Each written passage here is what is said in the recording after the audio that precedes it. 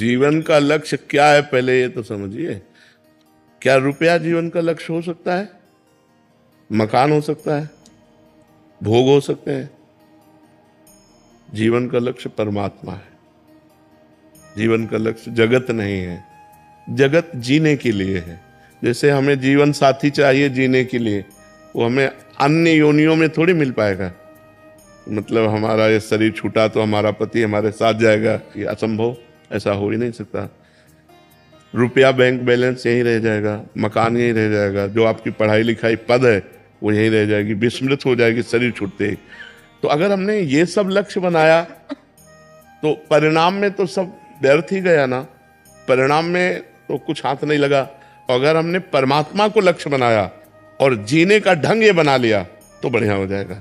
हम भगवान का नाम जप करते हुए अपने पति में परमात्मा को देखें, अपने पुत्र में परमात्मा को देखें, समाज में परमात्मा को देखें, अच्छा व्यवहार करें। जो हमें पद मिला है, जो हमें धर्म मिला है, जैसे आप किसी की बहन है, आप किसी की पत्नी है, शादी ना हुई तो हम भागवतिक भाव फिर स्वीकार करके ब्रह्मचर्य से भगवान से अपना संबंध माने।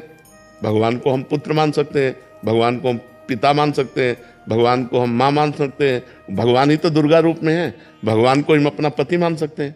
जो संबंध चाहो भगवान से कर सकते हो। तुम्हें वो माता च पिता, तुम्हें वो बंधुश्च सखा, तुम्हें वो विद्या द्रविणं, तुम्हें वो सर्वम मम देव देव। पर यदि शादी ना करे तो ब्रह्मचर्य पर ध्यान देना चाहिए। फिर इधर उधर गंदी बातें अगर मन में रही तो फिर वो लक्ष्य नहीं बना पाएगा। भले सन्यासी वेश ना हो, लेकिन अंदर से संयम, नियम, पवित्रता, ब्रह्मचर्य, तो वो परमात्मा का लक्ष्य बन जाएगा। या तो गृहस्थ धर्म से चले तो परमात्मा का लक्ष्य बन जाएगा, या विरक्त धर्म। दो ही धर्म है हमारे यहाँ प्रगट में, निवृत्ति धर्म और प्रवृत्ति धर्म। प्रवृत्ति धर्म गृहस्थ और निवृत्ति धर्म विरक्त। तो यदि हम ब्याह ना करें तो हम गृहस्थ धर्म में नहीं गए, तो हम आजीवन ब्रह्मचर्य का नियम लें। हम किसी भी पुरुष का स्पर्श काम भाव से नहीं करेंगे। तो वो जो ताप है, काम का जो वेग हमें तपाता है, वो तपस्या बन जाती है, और उसी तपस्या से भगवान प्रसन्न हो जाते हैं। इसीलिए हमको एक धर्म तो स्वीकार करना चाहिए। आज गृहस्थी में बड़ा संशय हो रहा है। पति पत्नी में प्रेम नहीं रह गया। जब पति को देखती है कि दूसरी लड़की से, स्त्री से, या पति देखता है कि दूसरे पुरुष से, तो दोनों का मन अशांत हो जाता है। या तो संबंध विच्छेद, तलाक में उतर जाते हैं, या फिर हिंसा में उतर जाते हैं। तो गृहस्थ धर्म में भी बड़ा अब संशयपूर्ण है। बहुत ज्यादा विवाह विच्छेद बहुत ज्यादा हो। हाँ, और हिंसाएं भी हो रही हैं, आप देखिए।